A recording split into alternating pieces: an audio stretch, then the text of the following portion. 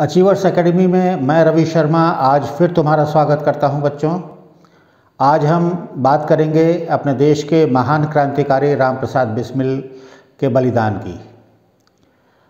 रामप्रसाद बिस्मिल का जन्म आज ही के दिन 11 जून को 1897 को शाहजहांपुर में हुआ था और वो बचपन से ही महर्षि दयानंद और आर्य समाज के विचारों को लेकर काफ़ी प्रभावित थे। इसी दौरान उन्होंने महर्षि दयानंद द्वारा रचित सत्यार्थ प्रकाश ग्रंथ पढ़ा और इस ग्रंथ को पढ़ने के बाद उनके मन में ये विचार जागा कि देश के लिए कुछ करना चाहिए और इसके बाद वो उनके दिमाग में लगातार ही देश प्रेम की बातें उमड़ने लगीं। दरअसल इनका नाम रामप्रसाद था और चूँकि ये बिस्मिल उपनाम से हिंदी और उर्दू में कविताएं लिखा करते थे तो इनको आगे चलकर रामप्रसाद बिस्मिल नाम से जाना जाने लगा।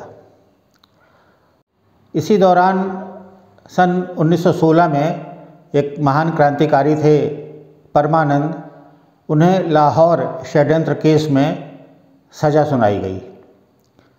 तो इससे रामप्रसाद बिस्मिल को काफ़ी उनके हृदय में आघात पहुंचा और उन्हें लगा कि इस प्रकार से अंग्रेज़ी हुकूमत हमारे साथियों को छोटी छोटी बातों को लेकर फांसी की सज़ा सुना रही है। बाद में जब परमानंद का मुकदमा आगे बढ़ा तो उनकी फांसी की सज़ा उम्र कैद में बदल दी गई तथा उन्हें काला पानी के रूप में अंडमान भेज दिया गया। लेकिन इस घटना ने रामप्रसाद को झकझोर के रख दिया, क्योंकि अंग्रेज़ों के समय में ऐसा नहीं होता था कि कोई मुकदमा पहले लोअर कोर्ट में जा रहा है, फिर हाई कोर्ट में जा रहा है, फिर सुप्रीम कोर्ट में जा रहा है।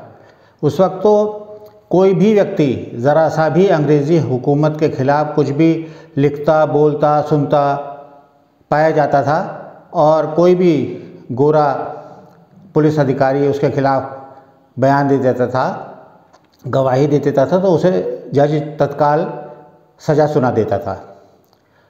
इसके बाद रामप्रसाद बिस्मिल ने तय किया कि उन्हें अंग्रेज़ी हुकूमत के ख़िलाफ़ कुछ करना होगा, उनके अत्याचारों के ख़िलाफ़ सबको आगे लाना होगा, सबको जागरूक करना होगा और अंग्रेज़ों को अपने देश से भगाना होगा। इसके बाद वो रामप्रसाद लखनऊ आ गए। वहाँ उनकी तमाम क्रांतिकारियों से मुलाकात हुई, वहाँ वो लोग योजनाएं बनाने लगे। फिर वो मैनपुरी आ गए। मैनपुरी आकर उन्होंने अपने मित्रों को संगठित करके अंग्रेज़ों के ख़िलाफ़ आंदोलन करने का विचार किया। इसके बाद जब आपस में सब बैठते थे तो ये विचार होता था कि इसके लिए तो बगावत के लिए, अंग्रेज़ों को भगाने के लिए शस्त्रों की ज़रूरत होगी, तो इसके लिए धन कहाँ से आएगा। तो रामप्रसाद बिस्मिल ने बताया कि लखनऊ से ब्रिटिश खजाना लेकर ट्रेन आती है, तो उसे काकोरी स्टेशन पर रोक कर लूट लिया जाए। सब लोग इस बात से सहमत हो गए और रामप्रसाद बिस्मिल अपने 10 विश्वस्त साथियों के साथ काकोरी स्टेशन पहुंच गए और ये बात है 9 अगस्त 1925 की। 9 अगस्त 1925 को काकोरी स्टेशन के थोड़ा पहले एक दशहरी गांव पड़ता है, वहाँ ट्रेन को रोक लिया गया और चालक को, गार्ड को, यात्रियों को, सबको बंदूक दिखाकर धमका दिया गया और सब ने मिलकर वो खजाना लूट लिया। इस घटना ने पूरे अंग्रेज़ों को हिला कर रख दिया। उन्होंने कहा कि आज इन लोगों ने इतना बड़ा कांड कर दिया, भारतीयों ने, उन्होंने हमारा खजाना लूट लिया, तो हमारी ये कल को हमें हमारे शासन को भी हिला सकते हैं। उसके बाद तेज़ी से धरपकड़ शुरू हुई और इस धरपकड़ में चंद्रशेखर आज़ाद को छोड़कर राजेंद्र प्रसाद लाहिड़ी, अशफाक उल्लाह खां और